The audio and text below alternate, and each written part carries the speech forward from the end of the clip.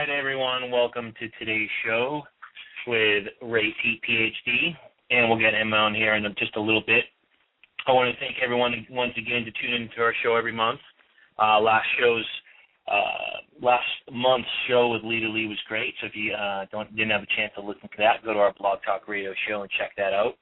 Most of the links that I talk about, you can actually go to our website at eastwesthealing.com, and in the upper right-hand corner, you'll see a little YouTube, Facebook, Blog Talk Radio show, all those things. You can click on them and directly go to those pages.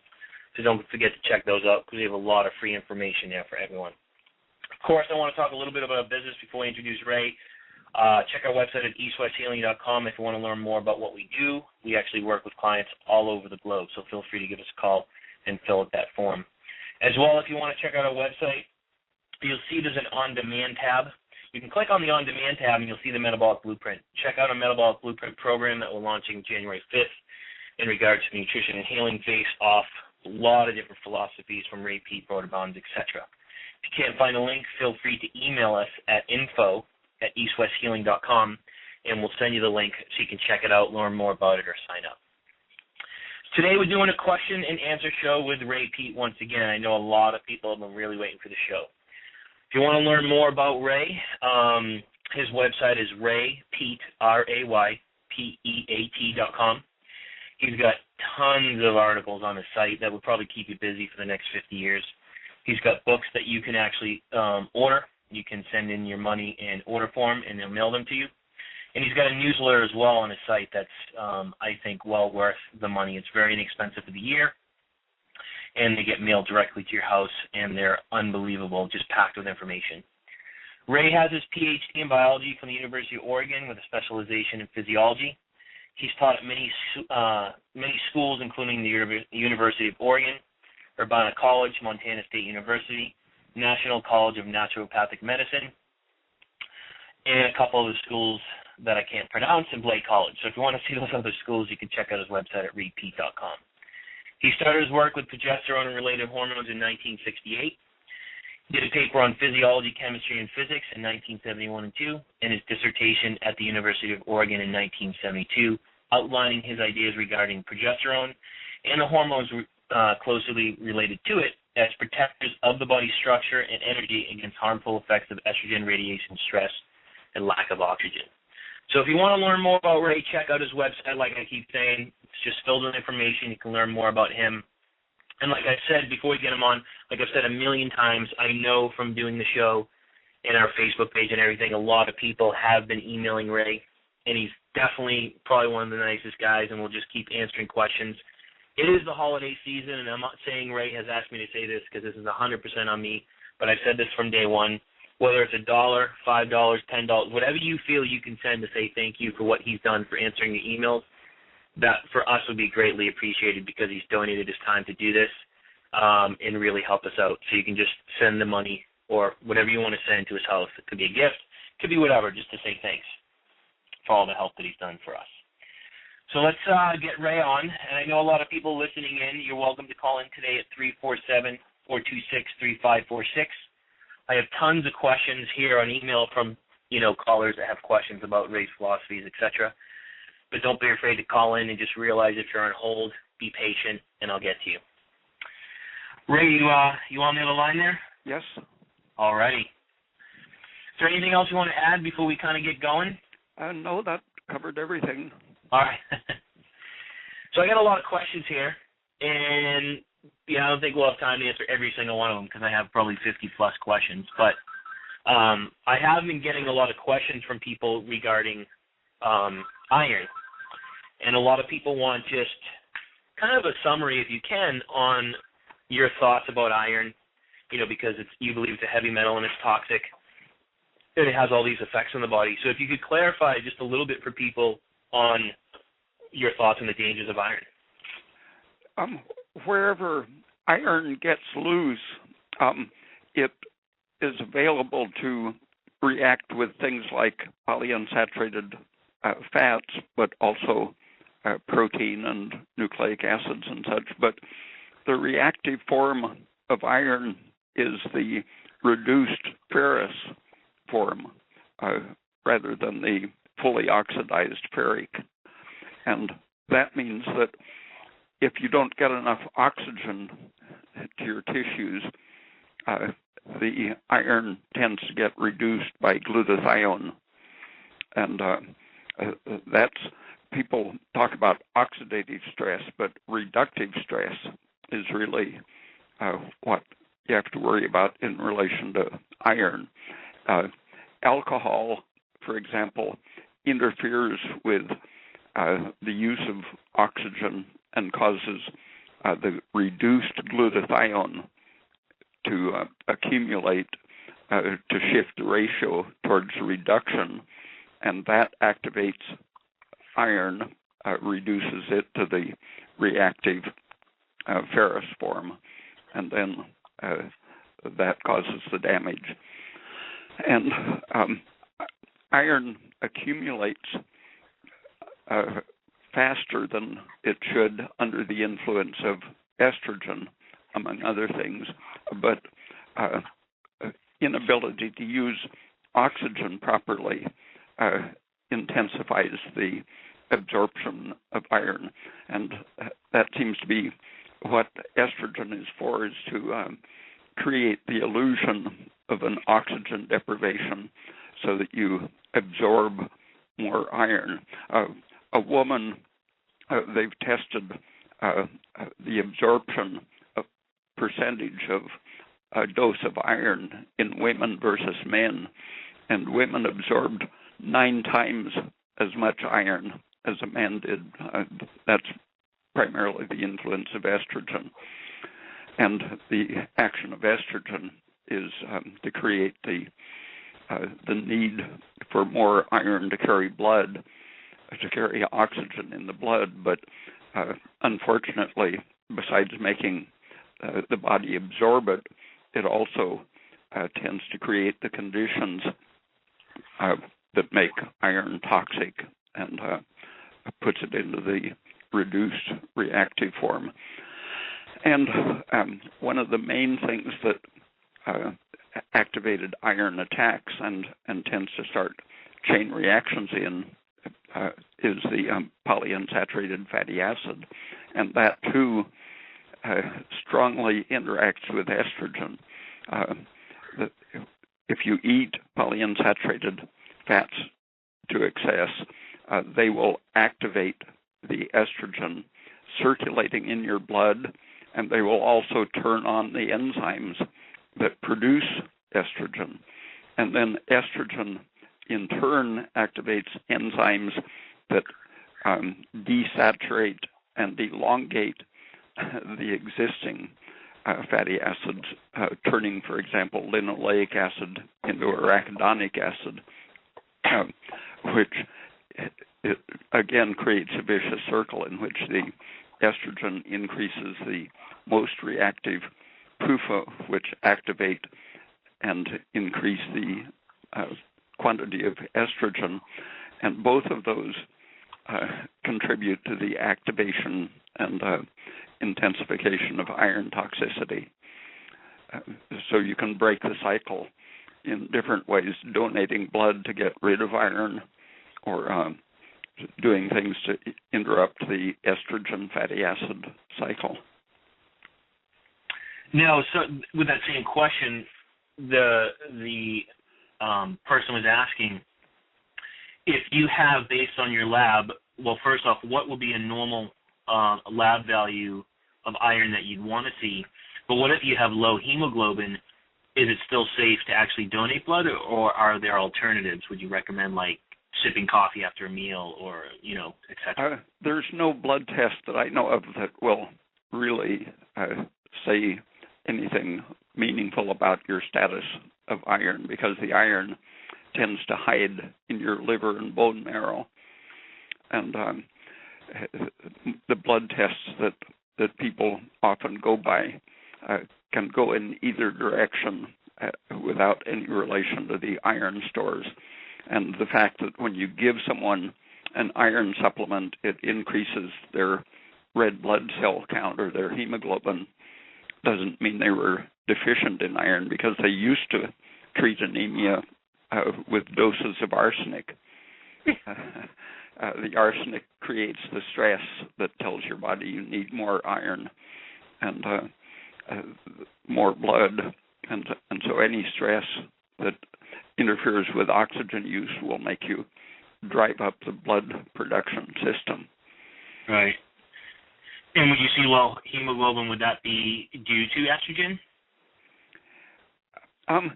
Yeah, all animals that have estrogen, the female tends to look slightly anemic.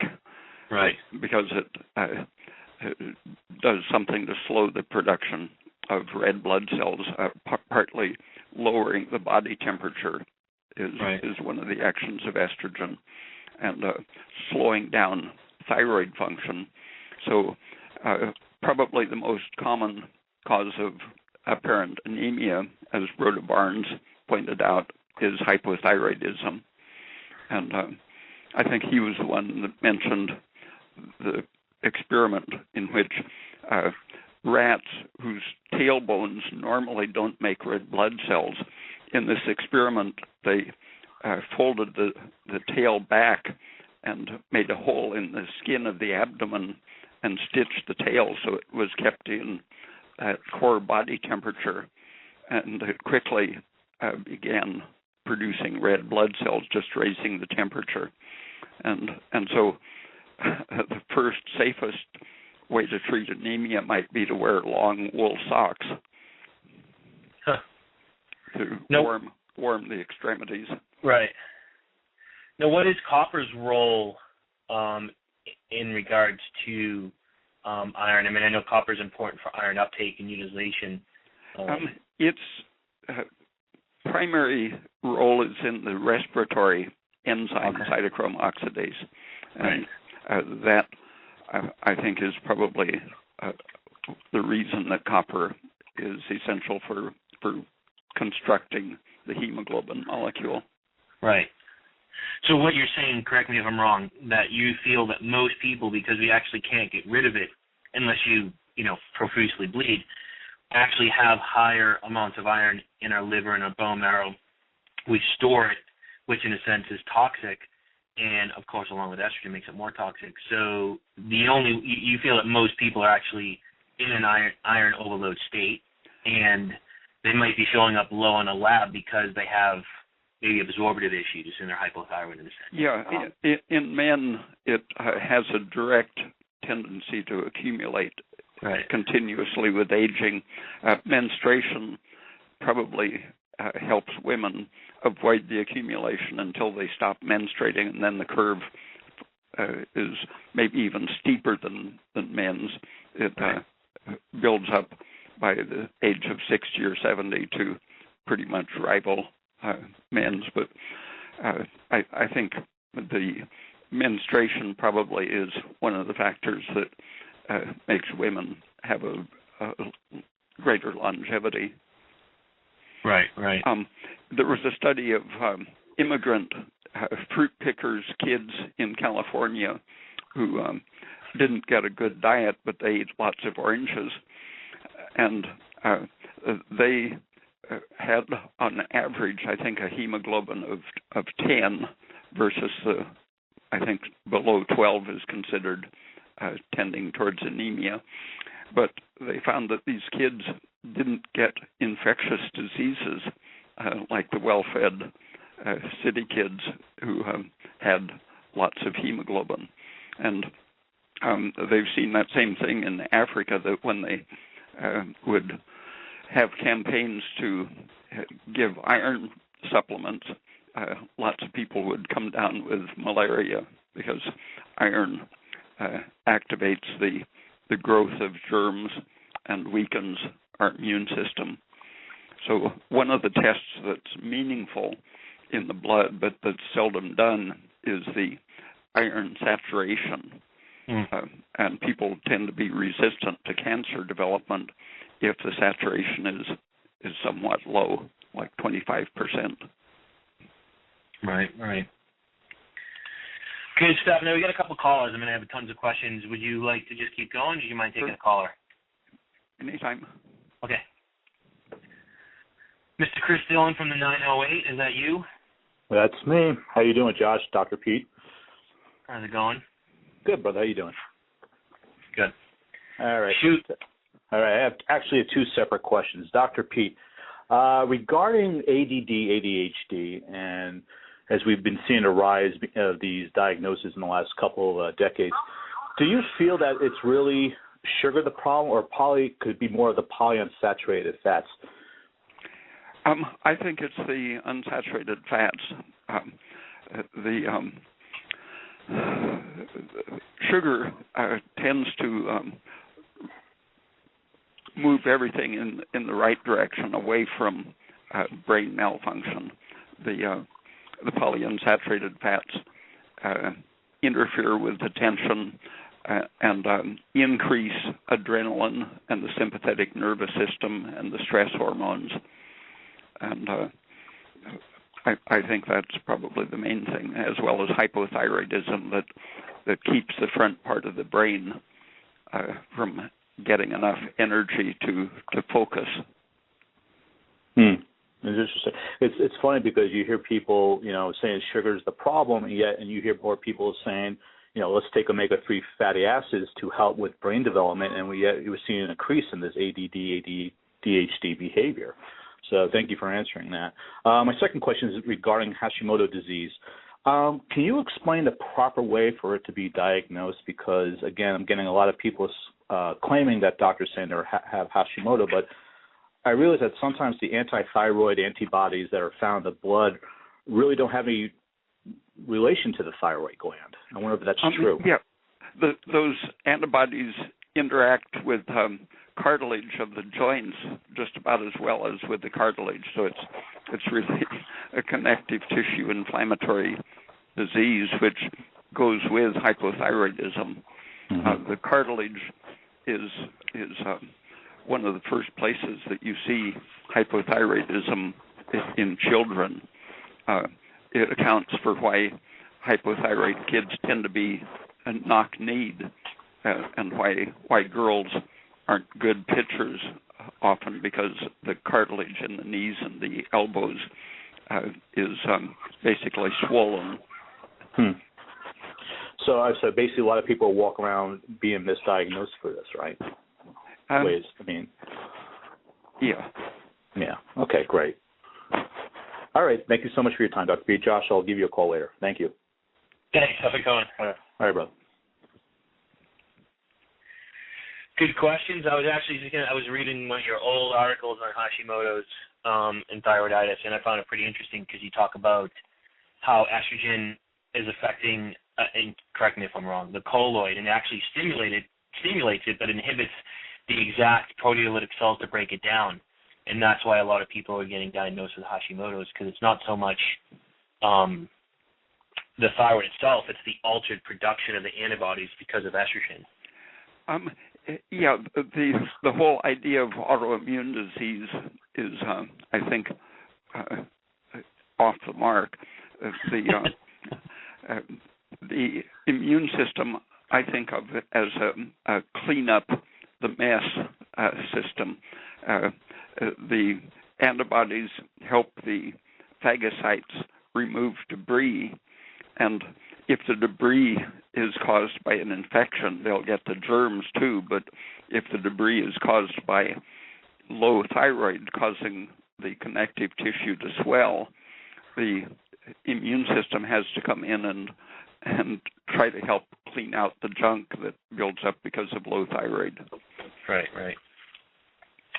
All good stuff. Now we got another call. Do you want to answer some questions or take another caller? Oh, anything. Okay. Caller from the 678, you're on the air. One more time. Caller from the 678, you're on the air. Hi. You there? Hello. Yeah, we're here. All right. Yeah. First of all, I just want to thank you guys for doing this. It's a great resource. I have two questions. One is practical and simple, and that's simply how long would you say it would take someone whose body temperature has historically been in the 97s, low to mid 97s, for that to stabilize if that person doesn't have very much stored fat and kind of institute some of your recommendations, Ray? I've seen a couple of people do it in 3 or 4 days, very skinny little people, who had been on a pure soy tofu diet or something. As soon as they started eating eggs and oranges, they just popped up out of there. A couple of people who had been diagnosed as having broken pituitary glands with no function at all, all of their pituitary hormones would pop back as soon as they started eating rationally. All right, well, that's encouraging. My second question is more general and comes from having exhausted your articles on the website and then figuring I might as well look into some of the people you talk about, and went and read some of Cellier's work, and it seems like he believes in that we have an absolute reserve of energy to deal with stress, and that any stressful event can kind of deplete this, and that people start out with different levels. I was wondering if first of all, if that's correct, and then second of all, what you think of that. No, I think where he left it is where the issue of cumulative buildup of iron and PUFA comes in. Both the long-chain polyunsaturated fats and iron accumulate with aging and with stress and under the influence of estrogen. And so he just wasn't looking far enough and long enough to see how those factors interacted with stress.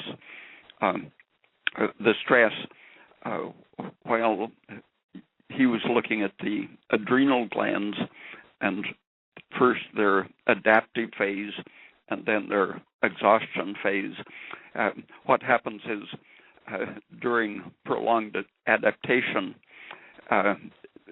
estrogen and other hormones, growth hormone and the inflammatory mediators accumulate, and estrogen buildup from blocking the actions of the thyroid function. The buildup of estrogen begins to directly drive the adrenal gland, and when that reaches a certain point, you can actually get bleeding in the adrenal gland and death of the cortical cells in the adrenal under the influence of just an excess of estrogen. And you get the same sort of overdriving from the direct hormonal action on the adrenal glands from buildup of iron or serotonin or polyunsaturated fats. And so the systemic effect of stress, I think, is what he neglected to think about when he talked about the reserve innate amount of energy that we had. All right. Great. Well, thank you very much. Thanks for calling in.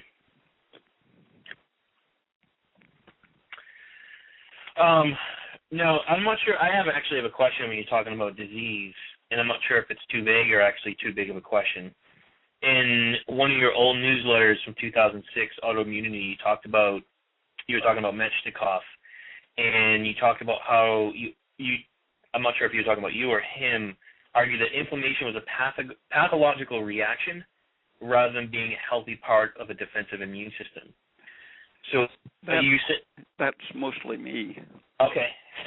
So you feel that inflammation is actually more of a pathological response, where most people say inflammation is actually the body's response to helping us get back to homeostasis. For Metchnikoff, he saw the white blood cells going in and curing the problem, clearing up the mess.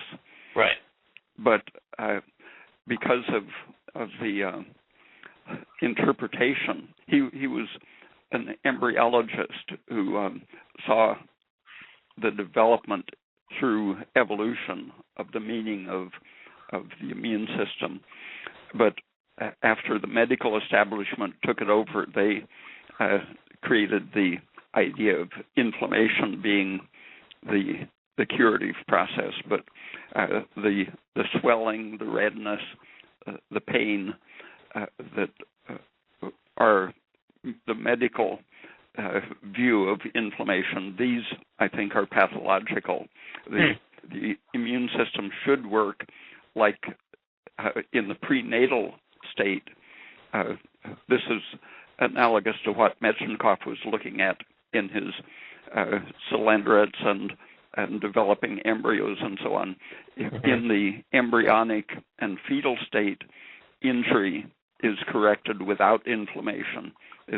The cells just repair the damage in an efficient way and don't leave a scar.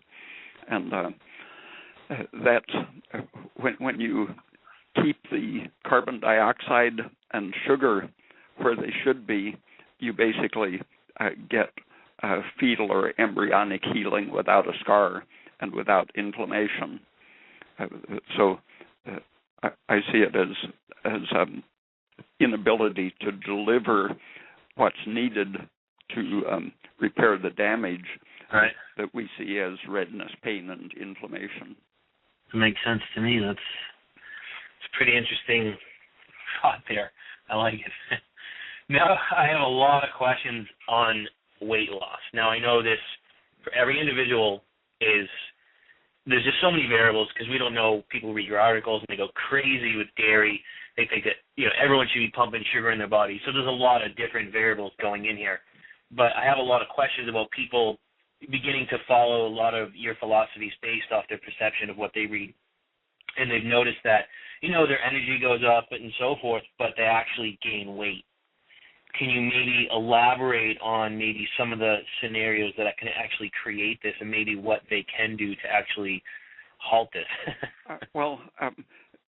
Gaining weight probably isn't the issue. It's gaining inches and bulging. When you're doing everything just right, very likely you will rebuild muscles that were damaged by stress and poor nutrition. And as those muscles quickly grow, you should be doing things like feeling your calf muscle, seeing how big it is. You can even use calipers on the contracted muscle and see it grow as you're eating right. But the circumference of your thighs, hips, and belly should be decreasing even though your weight is increasing. When I experimented first with DHEA, I wasn't expecting anything. I was just wondering what it felt like to take a few milligrams of it. And I noticed after a week or two in the mirror that my waist seemed to be reappearing after having been just sort of a straight-sided appearance for previous years. And it made me wonder, my pants were getting looser, and so I thought I must be losing weight. So I checked, but I was exactly the same weight, having shrunk around the waist. And what happened was that I was simply growing more lean tissue and burning up some of the fat, so that I had more muscles, but was smaller around the waist. So initially, a lot of people, well, of course, people have to work on what they're eating, their ratios of calories. But for a lot of people, and people hate hearing this, but it's actually a sign that your body's actually moving in the right direction and it's actually healing, because you're rebuilding. But if someone is putting down fat rather than muscle, right, their pants are getting too tight, they're just eating too much, probably too much fat or total calories. Yeah, and that's a whole other issue in itself. And I've mentioned that at times I've averaged over the years probably a gallon of milk a day, but that's always been 1% milk, because even at 2 quarts of milk, a person doesn't want to have whole milk at 3 or 4% fat. What's interesting is when you say those things, I don't think you realize the repercussions. You have all these people walking around trying to drink gallons of milk. but they're drinking whole milk, and I'm like, why am I gaining so much weight? But that's good stuff. Another question here, and I kind of have a feeling what you're going to say, but what are your feelings, or maybe talk about, aromatase inhibitors. What are your feelings of aromatase inhibitors? And, because there's a lot of people out there that say take calcium D-glucarate or take DIM or whatever, which we know, in a sense, is actually from cruciferous vegetables, so that can actually be more toxic to the liver. And basically they're usually selling just powdered cabbage leaves and naming it for that, but that has been tested and found somewhat estrogenic in itself.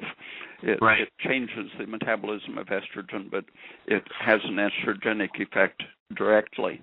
And the saturated fats, what I was just talking about, the estrogen aromatase activating effect of PUFA, that's antagonized when you shift the balance to saturated fats.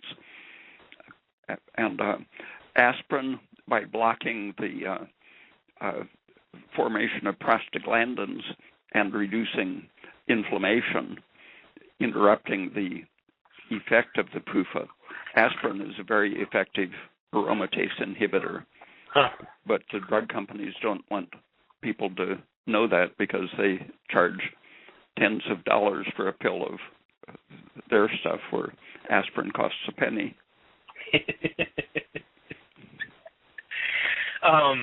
But at the same time, if people just eat a diet that's low or void of unsaturated fats, a diet of saturated fats, eat the right types of carbohydrates and the right amount of protein in itself, wouldn't that diet, through regulating cellular metabolism, actually inhibit aromatase enzymes or downregulate estrogen itself? Thyroid inhibits aromatase. Anything that lowers cortisol inhibits it because cortisol is a major activator. Right. Interesting. Yeah, I mean, there's a lot of people out there taking those supplements and promoting them, and it's pretty interesting because they'd actually be more toxic on the liver. And talking about the liver, going back to the iron thing, so if people start to eat this way and really increase their saturated fats, or let's say they're taking a thyroid glandula or whatever, is it dangerous because you're kind of indirectly detoxing the liver, correct? Is it dangerous because it's storing so much iron that it could actually, the new principles, the new diet, or whatever, actually backfire? No, the iron, if it's in the oxidized state, is just sitting there doing no harm. Okay. It forms like little granules and doesn't get out or go anywhere to do anything. Right. Good. Now, going back to the iron things, I know you talk about this in regards to iron, but some people want just a summary on coffee because there's so many people out there, and of course it comes down to how we use it, when it's being used, what is it being used with. But everyone says, well, coffee causes adrenal fatigue and so forth. And you have you, which is probably a 180 of everyone out there, saying that coffee has a lot of benefits because it's pro-thyroid, it's progesterone, it helps with iron absorption, etc. Can you elaborate a little bit more on, why and maybe how to use it? Do you have any idea of who started the idea of adrenal fatigue? I've been trying to find out who is responsible for that word. I think it was a little boy in a sandbox. I don't know. But the coffee contains a lot of good things besides the caffeine. It's an extremely concentrated source of magnesium, right, and a very good source of niacin and some of the other B vitamins. But the caffeine has an antioxidant effect. As long as you use it with food, it tends to stabilize your blood sugar and reduce inflammation. Probably its anti-inflammatory effect is the most important thing. Now, in regards to how to use it, because there's a lot of people, of course, in America that just chug coffee all day, they go to Starbucks, etc. And going back to the adrenal fatigue thing, and I'm not saying I'm not here to prove anyone wrong because I'm just some, little guy in California, but I feel that people took Hans Celia's work in that general adaptation syndrome, those 3 phases, and they ran with it and came up with adrenal fatigue, in my opinion, because the last stage is exhaustion. So I don't know where exhaustion is where the adrenal gland dies. Right. Yeah. Yeah. You don't want to get to exhaustion, but right. The idea of fatigue seems to be something else. And right. if you have enough cholesterol and are eating a good diet with vitamin A and your thyroid is okay, in proportion to the amount of cholesterol in your blood, you will be able to produce pregnenolone and progesterone, which the progesterone in itself has all of the functions of the adrenal hormones for aldosterone and cortisol, for example, so that Hans Selye took out animals' adrenal glands. Right.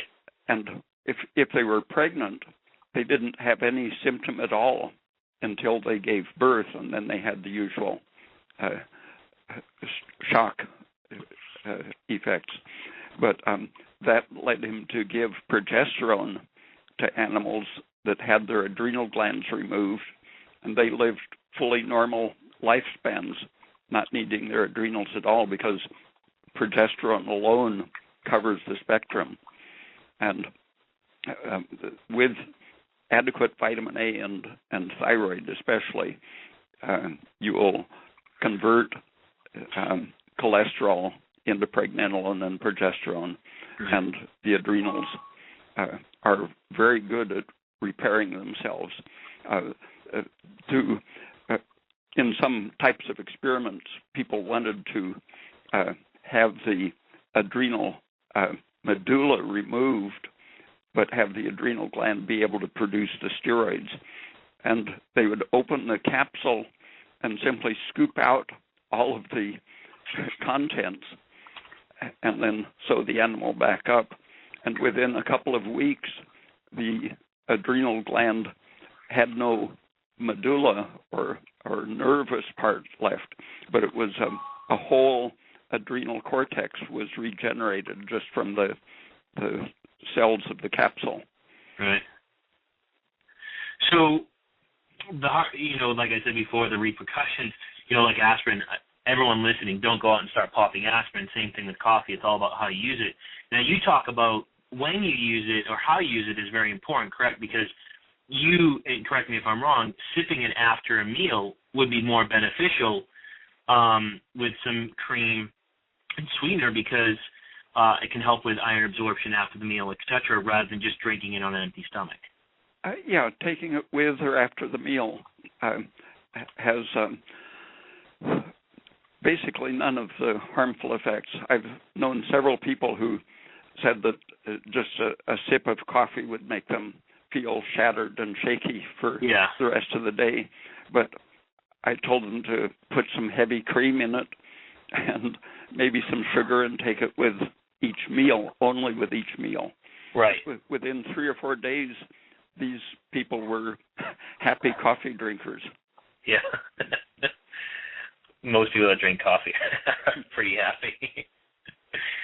I actually just got an email from a listener, and I don't know if you've ever heard this, that said he thinks adrenal fatigue was coined by Dr. Lamb or Dr. Wilson.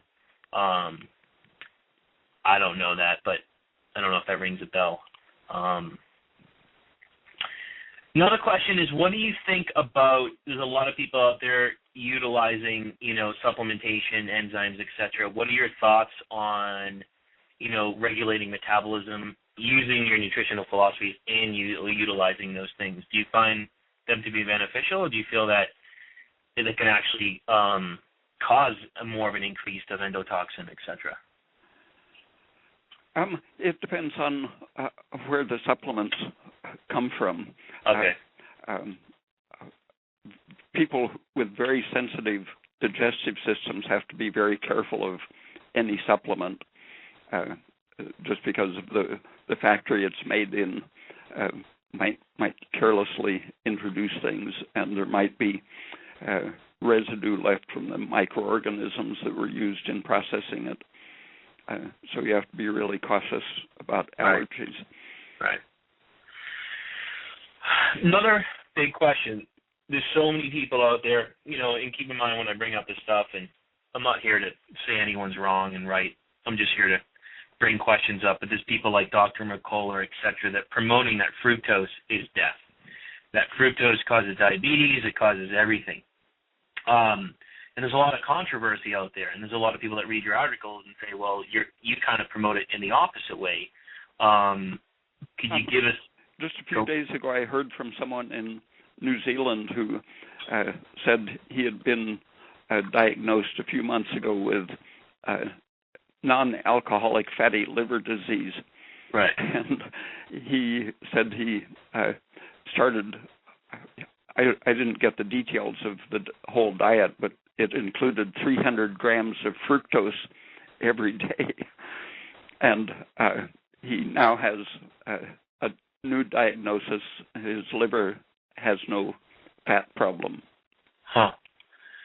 So everyone out there saying that fructose by itself causes fatty liver, causes high triglycerides, causes diabetes. Do you feel that they're missing the boat because it's the unsaturated fats with the... Yeah. It's my article newsletter on the sugar questions 2 months ago goes through the history of how that fructose phobia evolved over the last 50 or 60 years. Right. And it's very closely connected to the cholesterol doctrine of heart disease and the idea of essential fatty acids being essential. Yeah. And if essential, then beneficial, and if beneficial, not toxic. Huh. And meanwhile, the actual science was going on for basically 80 years, showing that the essential so-called fatty acids are toxic and carcinogenic. Okay. Just straight line research that was submerged by the oil industry perverting the medical establishment around the cholesterol doctrine of heart disease. And Ray brought up his newsletter, guys. Like I said, if you want to get it, it's really cheap, and I'm not here to sell them, but they're just unbelievable pack of information, and you can go to his website and his store, and for 12 issues of $28, $38 out of the country, $48 elsewhere, it's actually, it's well worth the money. So take a look at it. Some other questions for callers. This is kind of an interesting question. I'll kind of read it to you. It says, you mentioned that pigs are fed on soybeans or other sources of PUFAs. Their fat tends to become more unsaturated and therefore unhealthy. Barry Groves says the same thing. However, if their fat was truly unsaturated, how come it's still solid at room temperature? Which fat is that? The unsaturated. I don't know which one would be solid at room temperature. What kind is that? I think they're saying, you feed a pig PUFAs of soy, that unsaturated fat technically is liquid at room temperature. And they're saying, well, if you take out a piece of bacon, they're associating the fat. It's actually solid. It's not liquid. So. Oh, well, it isn't. If you extract the fat, when I was a kid, I would get blocks of lard for my grandmother, and they were definitely solid at room temperature, just like butter. But the lard that I've seen in recent years, which is now slightly over 30% PUFA, it's soft at room temperature. And the fat droplets in bacon naturally are enclosed in cells and connected by connective tissue. So even if it was 100% PUFA, it would still have a white, firm appearance. Right. No, I know you've answered this question before in other shows, but it's on here, and I think a lot of people still have this question because it comes up a lot. There's so many people out there on like a Cytomel or et cetera, T3 medication. And there's a lot of people being sold that time released is actually better for them.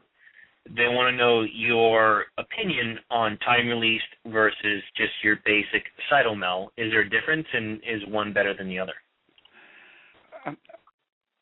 I've heard from several people who were having either overdose effects from the time release or no effects, and I got some documents from a lawyer who was defending someone, and so they had the compounded time release T3 analyzed by a couple different laboratories, and no T3 could be found in it. The T3, if you compound it carelessly, it's very easily destroyed or lost or oxidized or otherwise decomposed. And with the wrong time release agent that might work for vitamin A or something, it might just permanently bind the T3, or it might release it as soon as it hits your stomach acid. There just hasn't been good research on how to compound a time release T3. And even a lot of the generic products that they presumably have imitated Cytomel. Some of the generic products have very erratic effects. Generally, I don't think the idea of a patented brand name medicine is a good idea. It's usually mostly fakery. But in the case of T3, I haven't seen a good other product. It's pretty interesting. There's a lot of people out there that get sold that the time release is the only way to go. So, I mean, it's just good to know you get options and what's going to be best for that person, but nutrition first if possible. Another question about the carrot seems to always come up, and I think, it's a simplistic medicinal food that gets really put into a complex. People just are confused on, you talk about how to use it, shredding and et cetera. People, which I find kind of odd because all you have to do is eat one carrot, they're finding it hard to carve out time to eat a carrot alone. Do you recommend eating it before a meal, with a meal, after a meal? Is there any difference, or is it really that simple, just eat a carrot a day?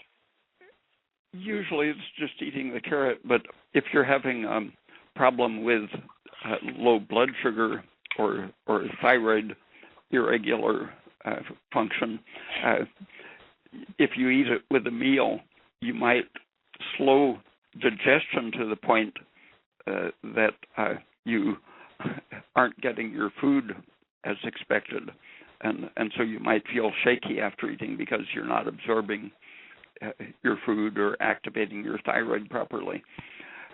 But if a person wants to reduce their fat absorption, eating the carrot with the meal will accelerate weight loss.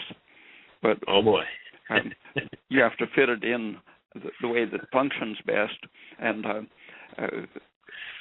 one thing to keep in mind is that if your intestine has been sluggish for a long time and you start stimulating it with the raw carrot, you will be changing the rhythm of the peristalsis, and it takes sometimes a week to set up a new rhythm around a daily carrot, so you can get some side effects while you're adapting, creating a new bowel rhythm.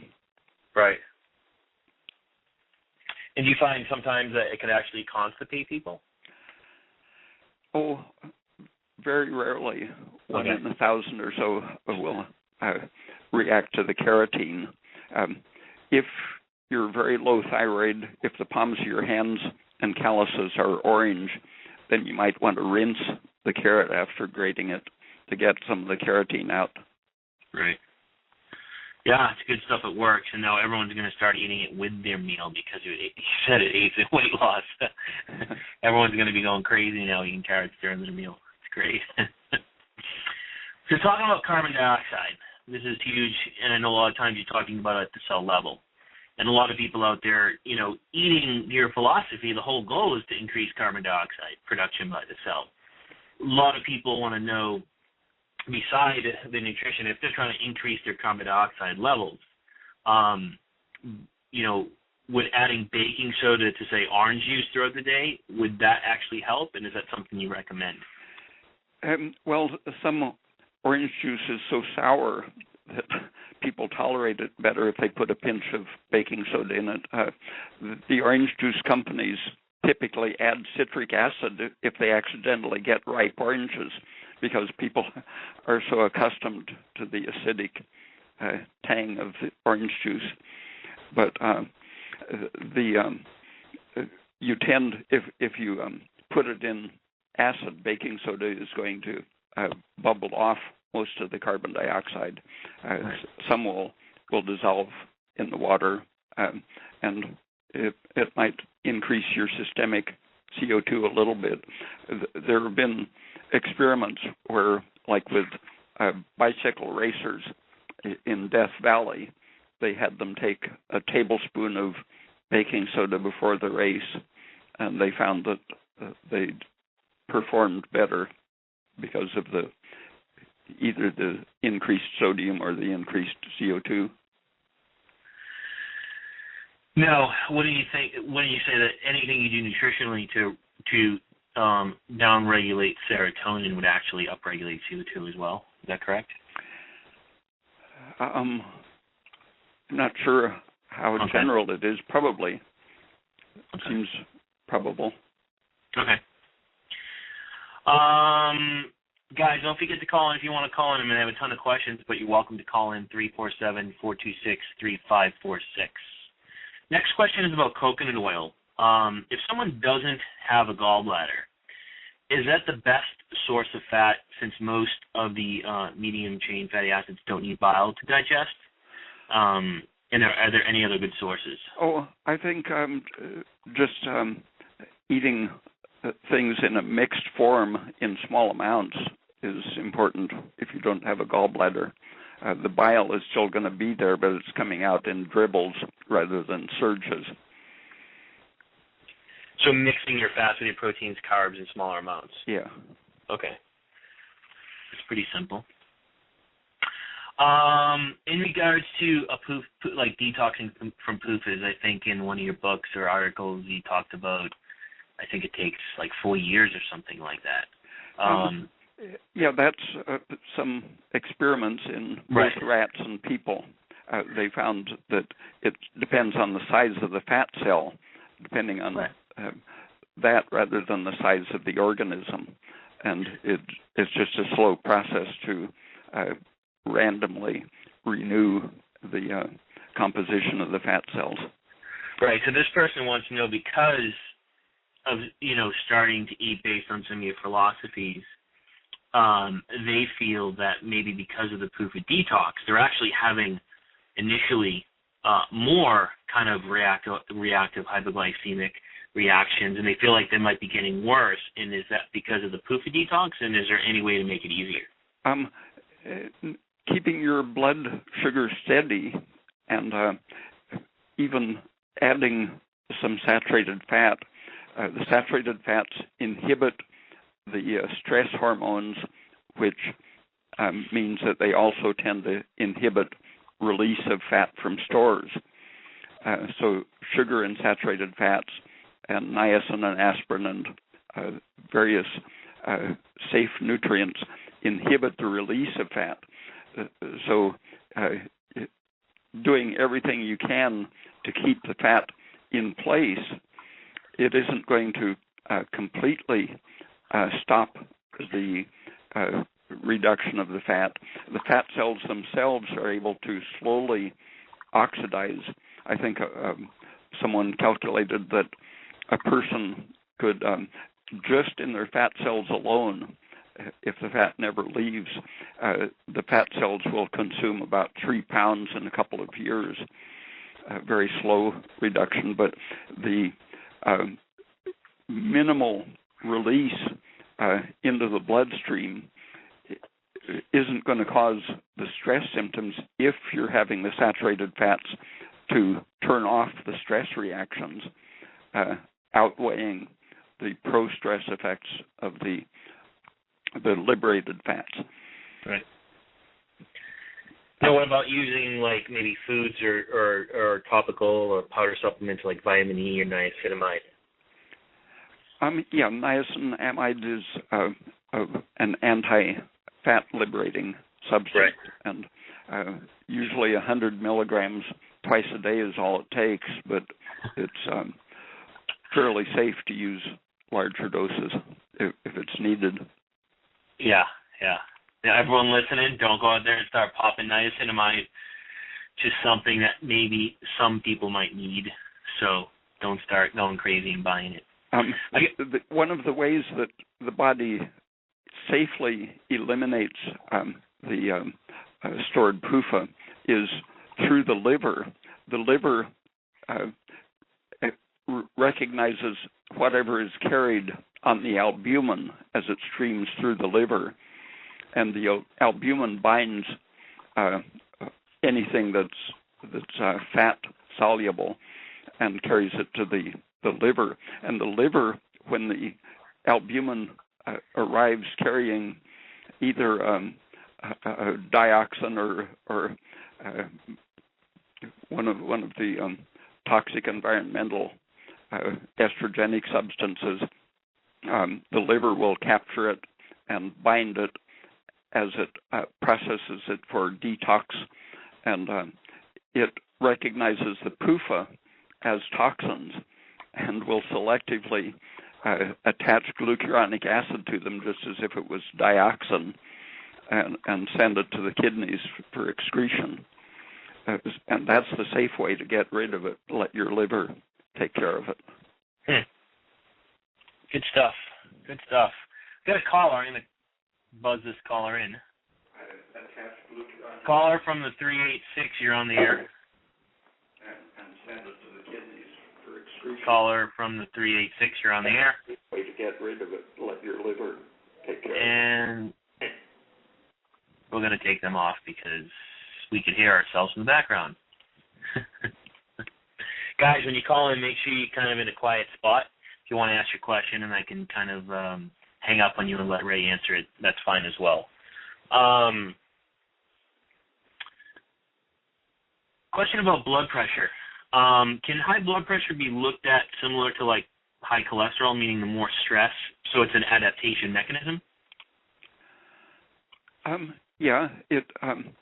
When your body senses that it's not getting enough oxygen or glucose or other essential factor, it tells the heart to pump more blood to deliver more oxygen and glucose, and that's the way it should work.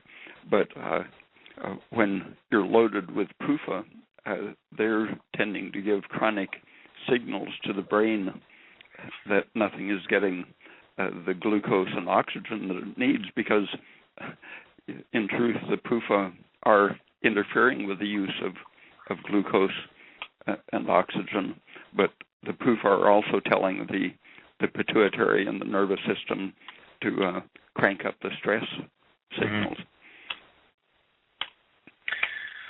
While we're on the topic of blood pressure, there's a couple questions about salt.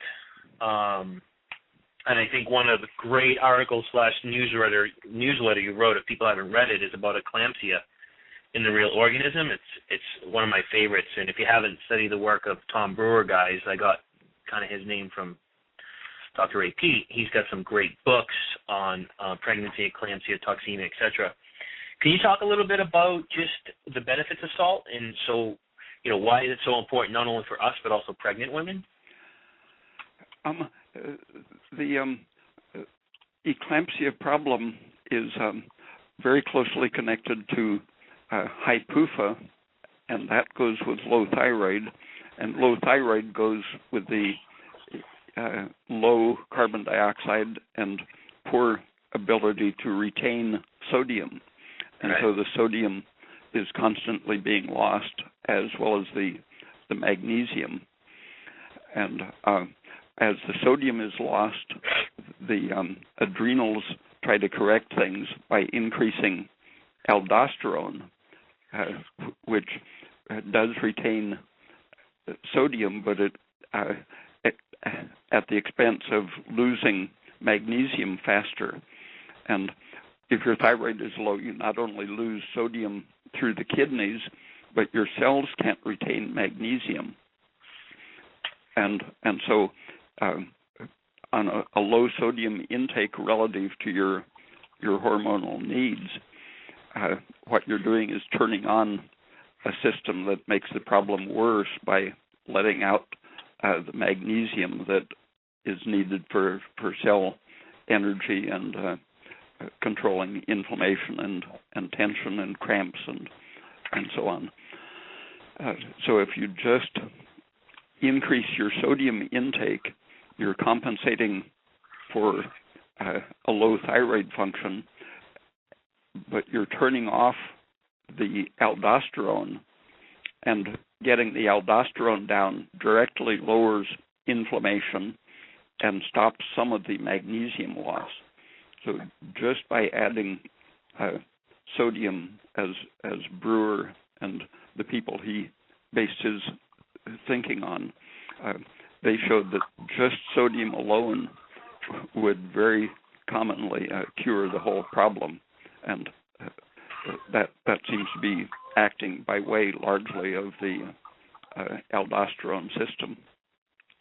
Now, what does it have to do with albumin? Does albumin play into that in regards to regulating, water distribution and how albumin is actually affected by estrogen?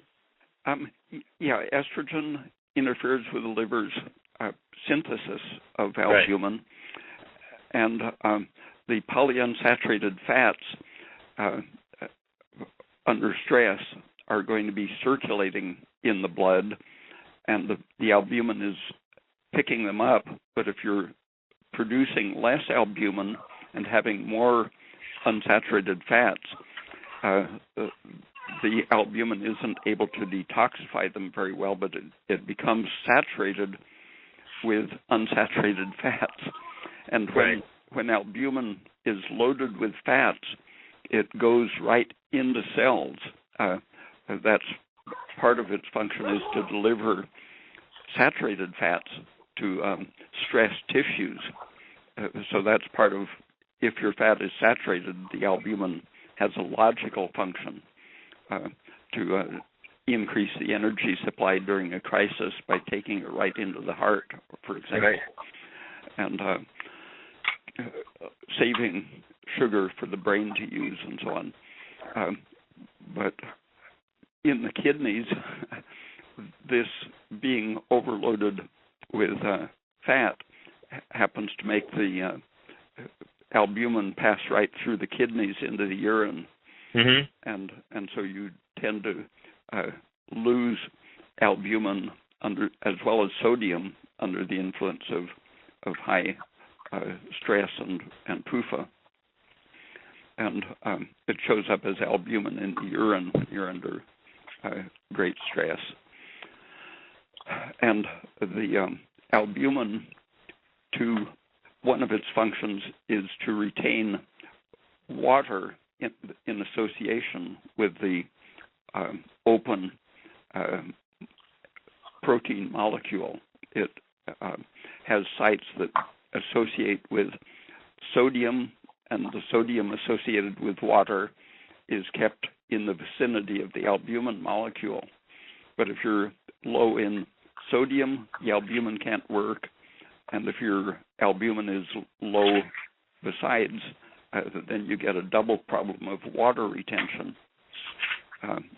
So the first thing that happens when you correct your fats and thyroid and estrogen and so on is that you let water out of your body while retaining the sodium, magnesium, albumin, and all the stuff you need. Right. And that's why when women are pregnant, their blood volume goes up so much. It's because of albumin. And Tom Brewer talks about estrogen lowering that and affecting blood volume and high blood pressure. So, yeah, the fetus and the brain are being deprived of oxygen and sugar. Yeah. And so you get the signals to drive up the blood pressure, but the same thing is causing the blood volume to go down. So you've got to get the blood volume up, and salt's the quickest way to do that. Right. We've talked about salts before, so that's great. We have a couple callers actually. I'm going to take the caller from the 415. Caller from the 415, you're on. Yeah, you're on the air. Okay. Yeah, I was just wondering what you think of heavy metal detox as far as if you get your amalgams, multiple of them, out of your mouth, and the doctor or dentist wants to put you on like IV glutathione or vitamin C drips or major doses of cilantro or chlorella. Do you think that's all necessary, or can you get the mercury out of your tissues, which seems to be years people think it's saturated their tissues? Do you think you can get out on your own, or you need supplements? Hans Selye did experiments with poisoning animals with mercury, and showed that a given dose would cause death of the kidneys and such. But then he gave them the same amount of mercury plus vitamin C, and they had no toxic effects at all. The mercury in its reduced form isn't toxic, it's just a metal. But it's like iron. It depends on the exact state of reduction that makes it stick to things. And caffeine is associated with getting the heavy metals out of your tissues, probably as a sort of chelator. But vitamin C from regular foods is an important defense against all of the heavy metals. But if you take these reducing agents in an unphysiological way, they can activate iron. Like I mentioned, in the liver, alcohol causes the reduction of iron by activating glutathione. Glutathione is the agent of making iron toxic. And so if you put glutathione or another reducing agent into the blood in an unphysiological way, it can increase the free radical damage. Oh, great. Okay. So don't sit there with a drip in your arm. You don't need it. I don't think so. Okay. All right. Thanks. Thanks for calling in. Sure. We got another call. I'm going to take him. He's been on hold for about 10 minutes. Caller from 386, you're on the air.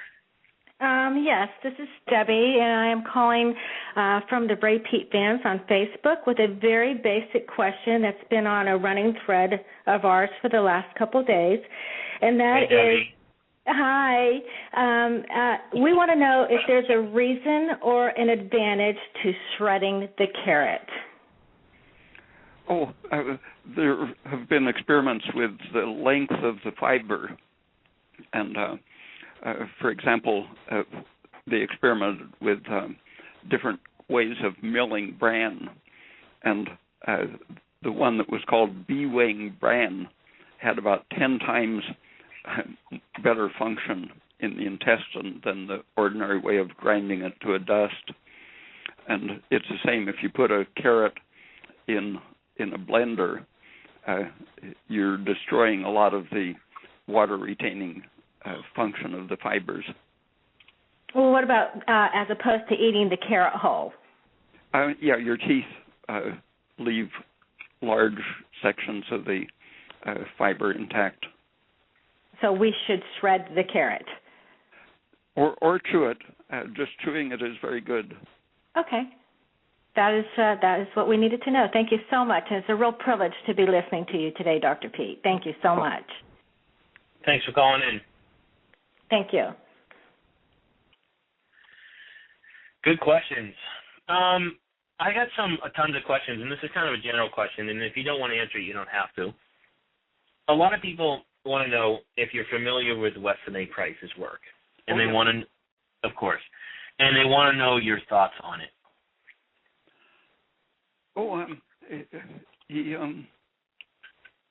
saw that traditional diets produced good tooth development generally, and bone development.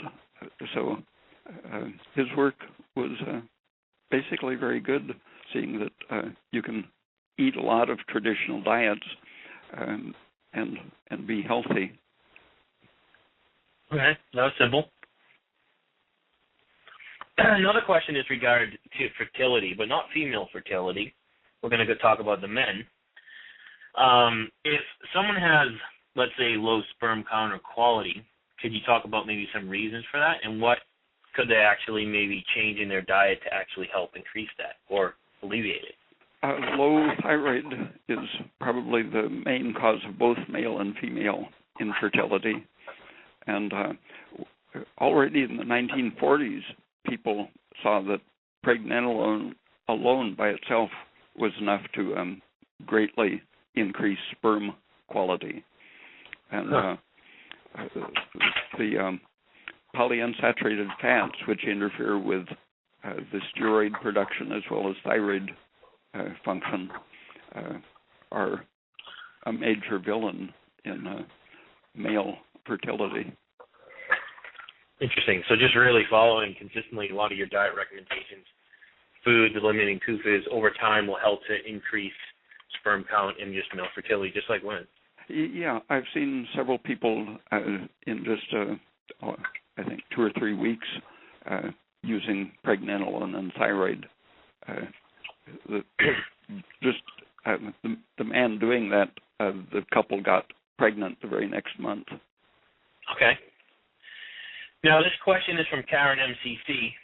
She wants to know about sleep. There's a lot of people out there that are following your principles and they feel good, but one of the things that is troubling them is sleep.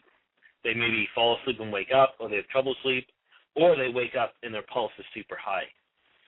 Can you maybe elaborate on why and give us maybe some basic things that people could do to help alleviate that?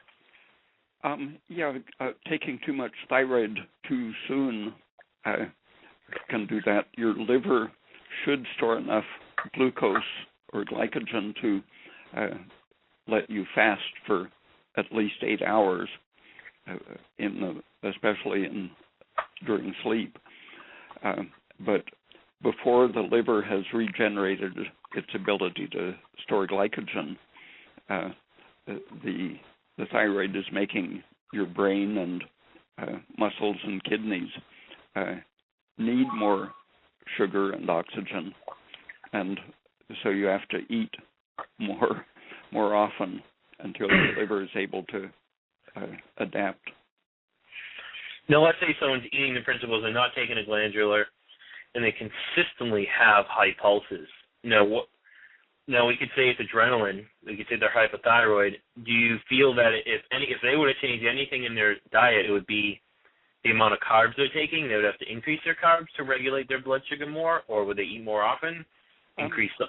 Yeah, eating more often and making sure that the fat is just enough to keep you from absorbing your sugar all at once and burning it. Having some fat with your carbohydrate makes it absorb more slowly. So increasing the fat intake. Sometimes that helps to sleep through the night, to have a good amount of fat along with your carbohydrate at bedtime. And salt. I've known very young and very old people both with sleep problems who, as soon as they tried a very salty snack at bedtime, just had perfect sleep. Salt is very effective at lowering adrenaline.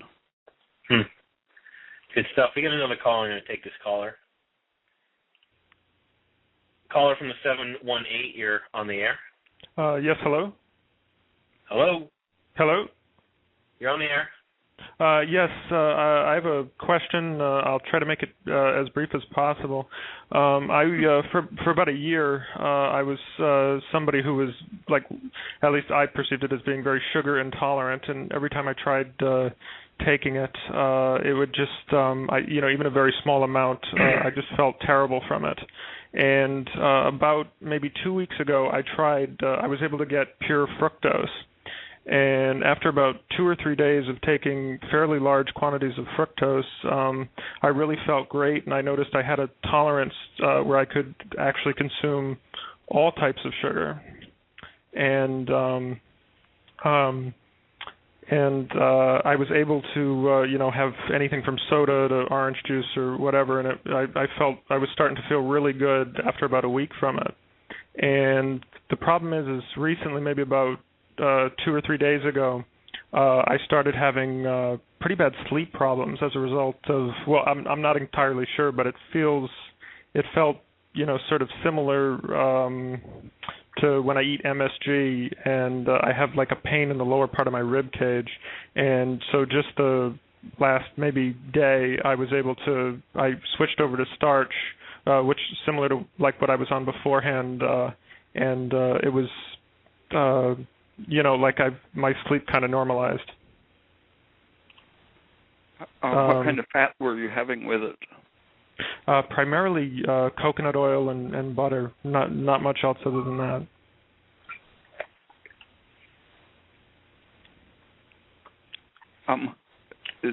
Have you had any digestive problems noticeable? Well, actually, I noticed when I was on the sugar, it was actually quite a bit. It was much better. Very, very noticeably better. With the starch, it's sort of like it's not so good. But I've maybe been on it for maybe like a day or two, and the sleep sort of normalized very quickly. And I'm just wondering, maybe it's like some sort of detox, or I don't know. I think it's probably that the starch is getting digested and assimilated more slowly, and that eating some fiber with your carbohydrate, fiber and fat will extend the absorption of it longer. Mm-hmm. And the normal thing is that the sugar is absorbed quickly in the upper part of the intestine, and starch, if it's slow to break down, can feed bacteria lower in the intestine and cause intestinal inflammation that interrupts sleep. But okay. I have very high RT3. Would that have anything to do with it? Yeah, that's from high stress. Okay. And getting your endotoxin and cortisol down. I've seen quite a few people just with a daily carrot get their intestine disinfected enough that their reverse T3 goes down and their cortisol goes down. And so the combination of fat and fiber might be a way to make your blood sugar steadier. Oh, okay. Well, I'll definitely try that. But the fructose is really unbelievable. That's good to hear. Well, thank you very much. Thanks for calling in. Good questions, guys. We still have more. You can call in 347-426-3546. We've got another question here on dental health. Question about, there's a lot of people who recommend eliminating sucrose, fructose, and most fruits when people have dental ailments. And on the other side of it, you talk about increasing, carbohydrates, for cell metabolism, etc. Can you elaborate a little bit on that? Why there's so much maybe conflicting information on that, and what contributes to dental issues? I saw a recent article on dental health in Sweden, and they saw that during the time that cavities have decreased radically, sugar, candy, and soft drink consumption had actually increased, and they couldn't account for why the teeth were healthier while the basic diet hadn't changed so much, but had increased in the supposedly cavity-causing snack foods. And in my sugar article, I mentioned some of the old studies in which they modified the thyroid or estrogen and found that increased estrogen increased the dental decay, increased thyroid reduced the dental decay. And one whole line of dental research has shown that stress will very quickly cause an outbreak of cavities. And mainline dentistry just thinks in terms of germ growth in the mouth and completely neglects the chemical and immunological function of the saliva. I think the saliva is a mediator of stress. Interesting. Now, kind of going on to a different topic, this question I think is in regard to, I'm not sure if you're familiar with it, I'm not too familiar with it, the work of Dr. Ron Vignery, PhD. And they want to know that, he talks about fasting for at least periods of protein restriction to upregulate the process of, I'm not sure if I'm pronouncing this right, autophagy or I don't know. Oh. Or the self-eating of old and damaged proteins, which is supposed to help starve off diseases, including cancer. What's your thoughts on that? Well, activating your metabolism, running things faster, is going to eat up proteins that shouldn't be there. And one of the main things interfering with the breakdown of protein is the PUFA, especially the long-chain PUFA that accumulate with aging. People like to talk about the membranes as where the fatty acids are active and where they make a difference, but the experimental background of what the membranes consist of is just completely ignored by mainstream medicine. Like cholesterol itself is part of our cell division apparatus, part of the chromosomes, part of many functional proteins. So are the free fatty acids and the phospholipids that they participate in. The nuclear structure and the cell division structure is regulated or deranged by the type of fatty acids in your diet.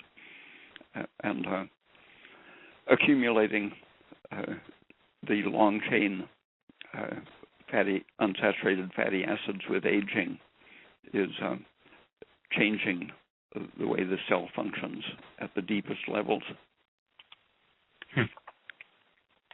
Now, kind of on that same note, you have people like, if you've never heard of Cynthia Kenyon's work, and Rob Wolf, all these people that promote carb restriction for longevity. What's your thoughts on that?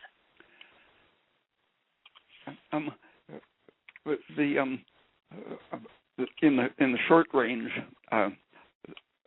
just fasting itself will reduce the endotoxin absorption, and so that's always an effect that can help things like arthritis and so on. And the dropping your carbohydrate intake will raise your cortisol production, and people feel better very often from either fasting or just dropping the carbohydrate intake, because the cortisol excess produces a sort of anesthetic euphoria. People can get addicted to taking cortisol pills because it makes them feel good, makes the pain go away. But in the long run, that's stressful to turn protein into the carbohydrate that your brain and blood cells need. It requires a shift towards a higher cortisol function to break down the proteins. And so what you're doing is running on stress so that the proteins that you eat will be converted to the sugar that you need. And if you have the carbohydrate in your diet, your cortisol is going to run lower, like the monkeys they've studied. When fruits are scarce, they have very high levels of cortisol. Yeah. I remember one of the articles. I posted something the other day about that. It's pretty interesting stuff.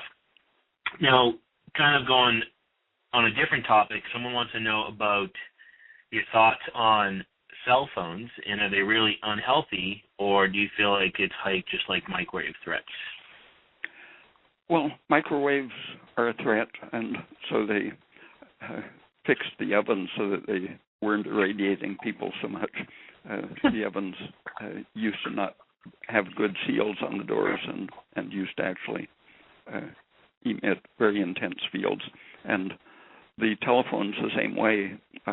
There have been experiments for over 50 years showing that there are real biological effects from even moderately weak fields. But here it's the doctrine of the cell membrane again.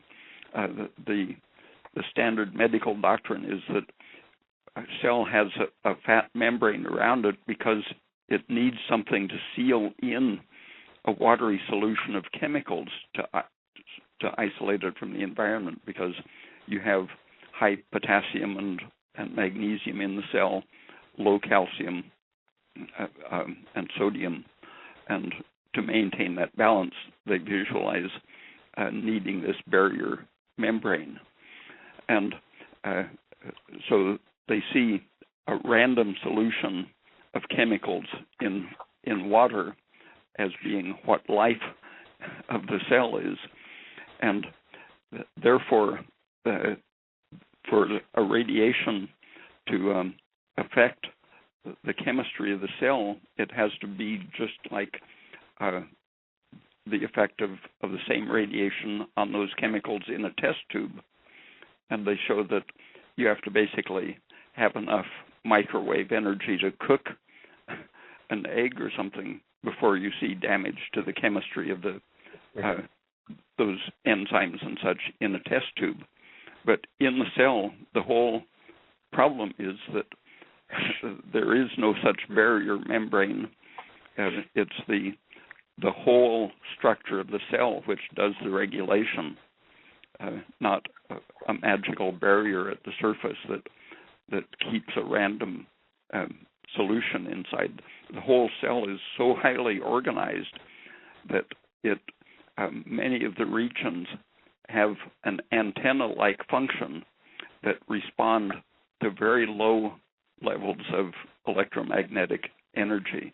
And if you actually do the experiments, you can see that an animal's behavior, chromosome function, reproduction, and so on, will change at very low levels that aren't heating the enzymes, aren't heating the organism noticeably. But it's this very persistent doctrine in medicine that the inside of a cell is a random solution. That's the basis for saying that microwaves are harmless. Right. Now, going back to the thyroid, someone has a question about, you say thyroid a lot, and they want to know what you mean. I think I assume you're always talking about T3. And at the same time, there's a lot of people out there trying to buy glandulars because they can't take T3 or they can't get T3. So the first question is, do you recommend, if people need it, for people to take thyroid glandulars? And my question is as well, I've read somewhere, I don't remember, that if people are really, and if their adrenals are really super stressed and there is something going on with them, that if you do take something for the thyroid, that you can actually get worse because you don't have the energy reserves to actually handle the increase in metabolism. If a person's cholesterol is down around 100 milligrams percent, then they have to be careful with everything. They're very fragile.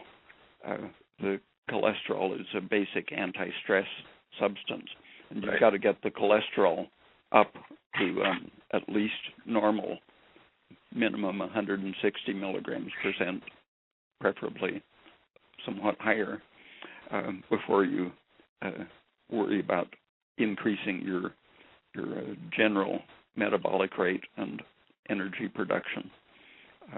And orange juice is usually the safest first way to get your cholesterol up to normal. Right. And then if your cholesterol is up and you're getting enough of the vitamins and minerals that are essential, then the thyroid will very quickly make your adrenal glands adapt. And with the balanced thyroid hormones that were in the traditional thyroid glands that people got in fish head soup or chicken stew, where the neck included the thyroid gland, those traditional diets, the thyroid consisted of about 3 parts of T4 to 1 part of T3. And as the liver gets energy in the form of glucose, it will convert T4 to T3 to adjust the amount of T3 and energy production. If you don't have sugar and take your glandular, you just experience about 25% of the potential effect of it. Your liver is not going to activate the rest of the T4. So the glandular is in a way safer because it lets your liver handle your physiology to a great extent. If you try to take just T3 and completely satisfy all your thyroid needs with pure T3, your TSH goes down, your thyroid stops working momentarily. But if you don't take your T3 during the night, your TSH is going to rev up and turn on a lot of inflammatory processes, and you'll experience acute hypothyroidism in just 8 to 12 hours of not taking your T3. So it's most convenient for most people to have some of the T4, as in the glandulars. The trouble is the technology of making a glandular product seems to have been lost. Armour was making their traditional thyroid product for about 85 or 90 years, and Revlon, the cosmetics company, bought the product, and it went through several changes of ownership, and in the process, the new owner decided to extract thyrocalcitonin to have a new product, and so they kept selling the remains of the thyroid gland minus the calcitonin, and subject to whatever process was needed to separate it. So the new thyroid glandular, even in the so-called traditional Armour, is no longer what it used to be. And there hasn't been research to catch up with the new product. So if you think about the research that was done with Armour for all of the 20th century, you can't necessarily say that it's going to apply to whatever is being made with the so-called Armour equivalent or generic material. If the manufacturer is selling part of it separately, it isn't really the traditional product. That's good stuff right there. Can you talk a little bit more, or just talk a little bit about the correlation and the roles between magnesium and calcium? And one of the questions was about, they feel your diet recommendations are high in calcium. What's the optimal ratio, and where would you get magnesium? Well, coffee is a great source of magnesium, but you get, if you're not under stress and your thyroid is good, your cells have a tremendous ability to retain magnesium because it binds to the ATP molecule, becomes part of the molecule. And if your thyroid is low and you don't produce ATP fast enough, the cell doesn't have the main thing that binds magnesium intracellularly, and so it tends to go out into the bloodstream and get lost in the urine.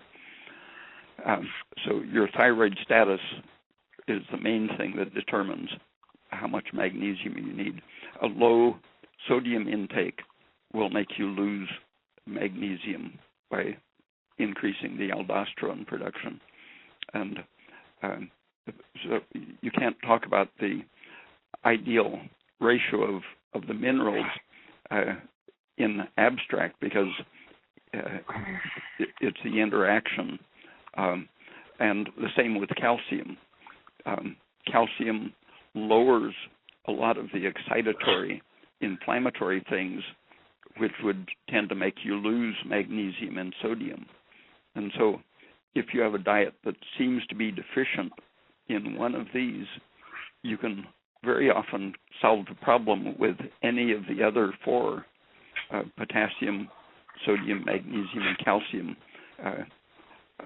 William Frederick Koch, who was one of the first people to study the parathyroid gland, would remove the gland and cause the muscle contractions from the absence of the parathyroid hormone.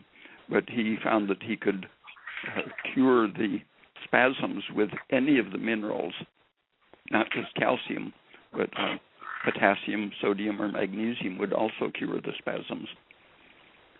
So it's a matter of having a total of these alkaline minerals, not right. An exact balance. And one thing that is another factor that interferes is the phosphorus or phosphate intake. Right.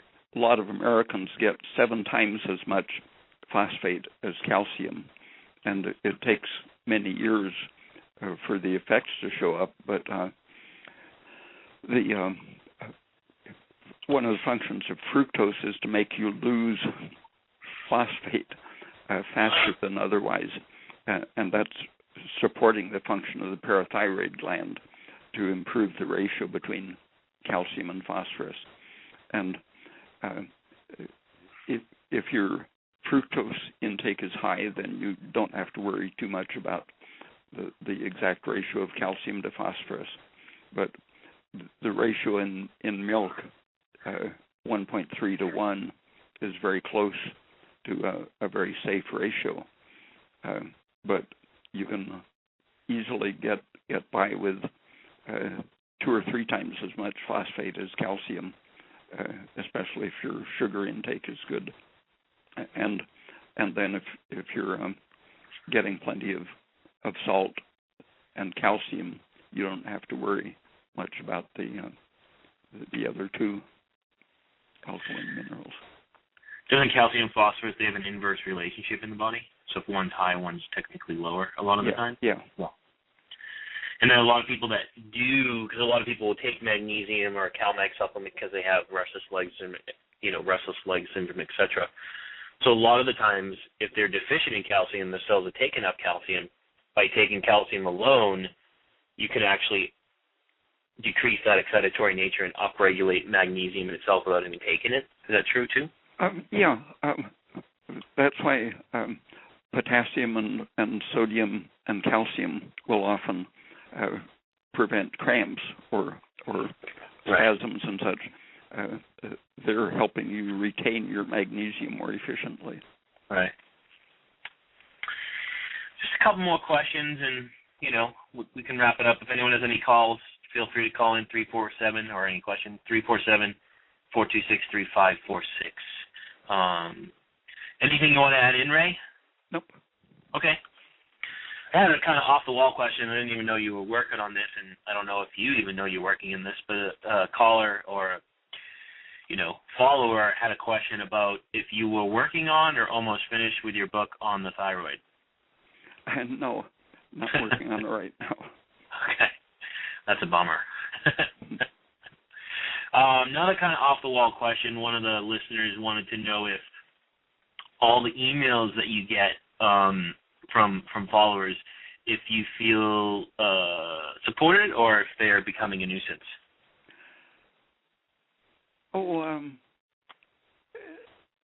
There are some people who ask very trivial questions that they should just think about or look up for themselves. Right. Yeah.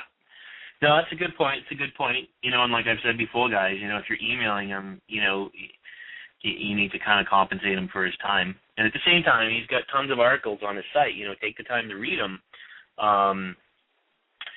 That's an important aspect of it. So if you guys want to call in, I'm pretty much out of questions. I mean, I rattled through probably 50, 60 questions.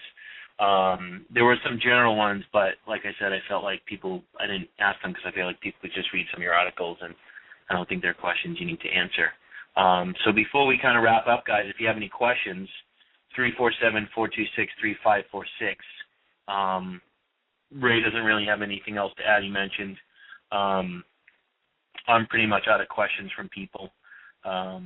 So before we hang up, if you got any questions, feel free to call in. We've got about 15 minutes left. It's been a pretty long show, and in my opinion, it's been an awesome show. So does anyone have any other questions? Feel free to call in. You can email me as well. I'm getting a lot of emails and Facebook from people in regards to their questions. Let me just take one more check to see if any are popping up. No, that's about it. I think that's all the... I might comment about, I was talking about the changes in the manufacture of thyroid glandulars. Yeah. Vitamin E is another thing that has undergone radical changes. When ADM bought the old Eastman distillation products factory for making vitamin E, they changed the methods, and the consistency and appearance of vitamin E changed a lot, and then the FDA told them they had to start acknowledging that they were diluting it with soy oil and such, but the product that's commonly in use looks very different from the old material. When I was working at the university lab, the freezer had some old vitamin E from Sigma that they had used in research in the 50s, and I tested some of that with experiments I was doing on liver extracts, and got reactions that were extremely interesting that I've subsequently tried with the newer vitamin E's that I get no reaction at all. So there were chemical functions present that are interfered with by something that's appearing in the vitamin E. And the research up until about 1990, from the 1920s on, was just unanimously about its beneficial effects, except for the periodic attacks in Journal of the American Medical Association. But then in the last 10 or 15 years, there have been more publications about ineffectiveness of vitamin E or possible adverse effects. And I've been thinking about what some of the changes from the original 1930s and 40s product might have been. And the saturated long-chain alcohols, octacosanol and polycosanol, were always associated with the original ways they made vitamin E that increased the viscosity. Wheat germ oil was a common starting material, and that was rich in these very long-chain, completely saturated alcohols, which immediately metabolize into long-chain saturated fatty acids. And if you look up the research on octocosanol and polycosanol, you see that there was a lot of endurance effect, improved endurance from the use of small amounts of these. And I suspect that the original vitamin E research, which showed that it protected against the polyunsaturated fatty acids and their toxic effects, I think a large part of that might have been from adding the completely saturated long fatty acids along with the vitamin E, sort of neutralizing the PUFA, similar to Hen Selye's research in which he showed that canola would cause death of heart cells, but if he added chocolate fat, cocoa butter, to the same amount of canola, the heart had no injury at all. So the saturated fats have a defensive antitoxic effect that I suspect were part of vitamin E's original action.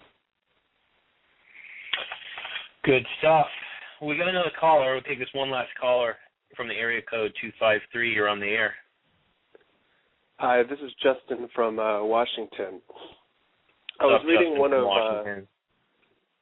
one of Ray's older books, and I saw something in there about very interesting on the correlation between how Mexican children didn't get polio and its correlation to the milling of wheat and such things. I was wondering if he had any comments on other vaccinations, how he felt about that, or like anything to do with the infectious disease model. Yeah, I suspect that the same thing that the Mexican immigrants in California, the kids were immune to a lot of the childhood infectious diseases just because of their relative iron deficiency. I think that's probably a big factor in the traditional Mexican diet. And the traditional tortillas, interestingly, are very high in calcium because they boil it in lime, and it leaves a large amount of calcium. My dentist in Mexico tells me that her clients with some tooth problem might come in when they're 80 or 90 years old and want a painful tooth extracted. She said sometimes it takes her all afternoon to get a tooth out of one of these old people, and she thinks it's the high calcium intake for their lifetime diet of tortillas, and that has an undoubted anti-stress effect, along with the low iron intake on average.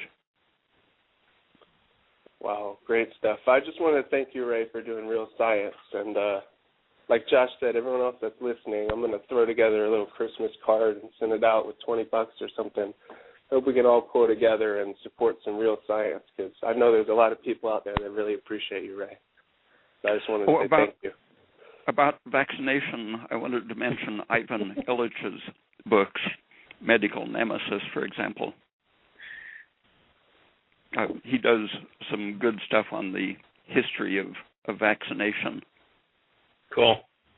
Okay, great. Thanks, guys. Have a good night. Thanks, Justin from Washington. All right, bye. Bye.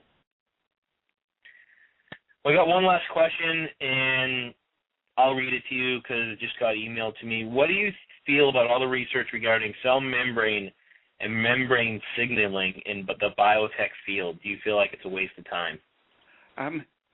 Well, it's very good business because they can sell anything if they say it's working on signals via the cell membrane. But basically, if a cell is stressed, it will admit things that it wouldn't otherwise and lose things that it shouldn't lose.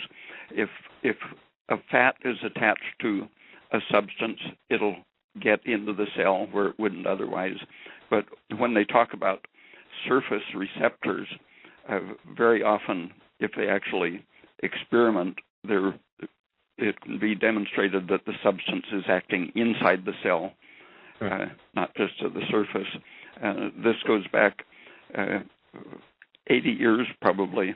150 years if you look at the whole history. But people have been in the 30s were showing that that their experiments showed clear entrance of large molecules right into the cell in large quantities. Albumin was repeatedly seen to massively enter cells of all different types and carry with it whatever it carried. But immunoglobulin, several iron transporting proteins, a whole range of our normal proteins just zip in and out of cells freely.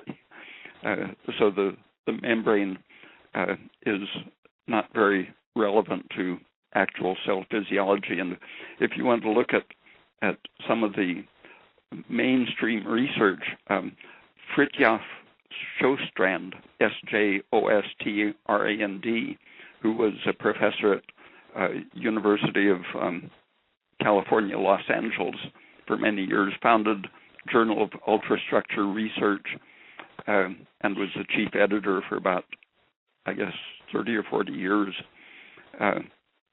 His work pretty much all by itself made the conventional ideas about plasma membranes on the outside of the cell, mitochondrial membranes, mitochondrial function. His work is just completely incompatible with the doctrine that is so popular. Well, that's interesting stuff. Definitely not something I'm too up on, but that's good stuff for everyone to listen to. So I don't have any more questions. I know people are sending me questions. I only have so much time, guys, and some of the questions I don't feel appropriate. At the same time, some of your questions he's definitely answered in past shows, and I'm not going to sit here and unfortunately ask him the same questions over and over again. It's just not something I feel comfortable doing. So I thank you, Ray, for this great show and this year. I know everyone, like we keep saying, really listens to your shows. Thousands of people, they really appreciate your work. I know you probably hear it a lot, but we just want to say thank you because it's been a great year, and you taking the time to share all this info has helped a lot of people. Okay, and thank you for sharing it.